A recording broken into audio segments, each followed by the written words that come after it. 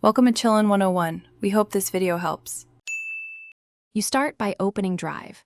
Google, Com and signing in. This gives you access to permissions. Once signed in, find the specific file or folder you want to send. Right-click the item and choose Share or Get Link to begin. This is faster than opening File Preview. Make sure the file is fully uploaded and not still syncing, because sharing a partial upload can block access.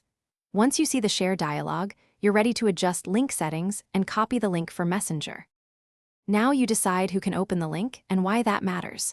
Choose Restricted for privacy or anyone with the link for convenience.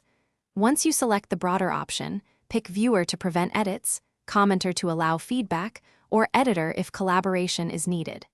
Check the expiration or domain restrictions only if applicable.